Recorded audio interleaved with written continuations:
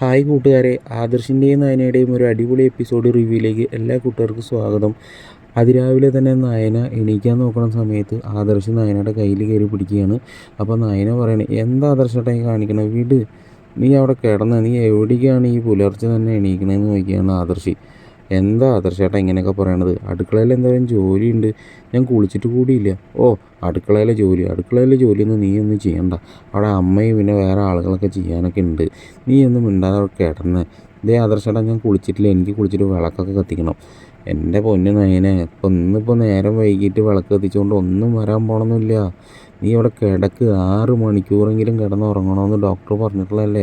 നീ അവിടെ കിടന്നേ, നല്ല രീതിയിലുള്ള ഉറക്കക്ഷീണം നിനക്കുണ്ട്, നീ ഉറങ്ങാൻ നോക്കുമെന്ന് പറയുമ്പോൾ നയന പറയുകയാണ്, ആദർശേട്ടാ ഞാൻ 6 മണിക്കൂറിൽ കൂടുതൽ കിടന്നുറങ്ങിയിട്ടുണ്ട്, അതൊന്നും കുഴപ്പമൊന്നുമില്ല, നീ ഇവിടെ കിടക്ക് എന്ന് പറഞ്ഞിട്ട് ആദർശ് നിർബന്ധിച്ച് കിടത്തുകയാണ് കേട്ടോ.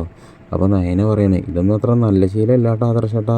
അല്ല ആദർശേട്ടാ, അമ്മ ജോലി ചെയ്യുമ്പോൾ അമ്മയ്ക്ക് വയ്യാതെ ആവില്ലേ? എന്നെപ്പോലെ തന്നെയല്ലേ അമ്മയും.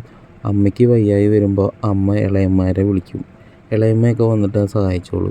നീ അത് ആലോചിച്ചിട്ട് ടെൻഷനൊന്നും അടിക്കണ്ടെന്ന് ആദർശ് നയനെ പറഞ്ഞ് ബോധ്യപ്പെടുത്താണ് കേട്ടോ. അതുമാത്രമല്ല, അപ്പച്ചിയുടെ കുറച്ച് പരദൂഷണം പറിച്ചിൽ നിന്നു പോകുമെന്ന് പറയുമ്പോൾ നയന പറയണത്, അതെന്താ ആദർശേട്ടാ അങ്ങനെ പറയണത്? നല്ല രീതിയിൽ പരദൂഷണം പറയുന്നുണ്ട്, അപ്പോൾ കുറച്ച് ജോലിയൊക്കെ ചെയ്തോട്ടെ, അപ്പോൾ പിന്നെ ആ സമയമൊക്കെ ജോലിയിൽ നിന്നോളും, ഒഴുകിക്കോളൂല്ലോ. അത്രയും പരദൂഷണം കേൾക്കണത് ഒഴിവായി കിട്ടില്ലേ നയന എന്ന് പറയാൻ കേട്ടോ. അപ്പോൾ നയന ചിരിക്കുകയാണ് കേട്ടോ. നീ വീണ്ടും അടുക്കള പണിയിലേക്ക് പോയി കഴിഞ്ഞാൽ പിന്നെ അതിന് മാത്രമേ നിനക്ക് സമയം കിട്ടുള്ളൂ, എന്നോടൊന്ന് സംസാരിക്കാൻ കൂടി നിനക്ക് നേരം ഉണ്ടാവില്ല. ആ വീട്ടിലുള്ള എല്ലാ പണിയും നീ തന്നെ ചെയ്യുമെന്ന് എനിക്ക് നല്ലപോലെ അറിയാം. അപ്പോൾ നയന പറയണം, അപ്പോൾ പിന്നെ അമ്മേനെ കൊണ്ട് എല്ലാ ജോലിയും ചെയ്യിപ്പിക്കാനാണോ ആദർശേട്ടൻ?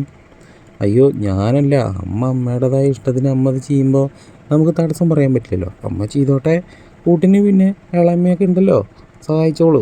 നീ അതാലോചിച്ച് ടെൻഷൻ അടിക്കുന്നതിൻ്റെ നയന. ആദർശേട്ടാ, ഞാൻ ഉണ്ടാക്കുന്ന ഭക്ഷണത്തിൽ അമ്മയ്ക്ക് വിശ്വാസമില്ല എന്നാണ് തോന്നണത്, അതാവും അങ്ങനെയൊക്കെ. അങ്ങനെയൊന്നുമില്ല, അതൊക്കെ നിൻ്റെ തോന്നലാ. അമ്മയ്ക്ക് അസുഖം വന്നതിന് ശേഷം അമ്മയ്ക്ക് തന്നെ എല്ലാ ആളുകൾക്കും ഭക്ഷണം വെച്ച് വിളമ്പണമെന്നാണ് ആഗ്രഹം, അതുകൊണ്ടായിരിക്കും അമ്മ തന്നെ അടുക്കളയിൽ കയറുന്നത്. നീ എന്തിനാണ് നയന ഓരോന്ന് ആലോചിച്ചിട്ട് ഇങ്ങനെ സ്വയം ടെൻഷൻ അടിച്ചിട്ട് വയ്യായ കൂട്ടണത്? നീ ഒന്നും ആലോചിക്കാൻ നിൽക്കണ്ടെന്ന് പറഞ്ഞ് ആദർശ് നയനയെ സമാധാനിപ്പിച്ചിട്ട് ഇങ്ങനെ ആദർശ് വീണ്ടും മയക്കത്തിലേക്ക് പോവുകയാണ് കേട്ടോ സുഹൃത്തുക്കളെ.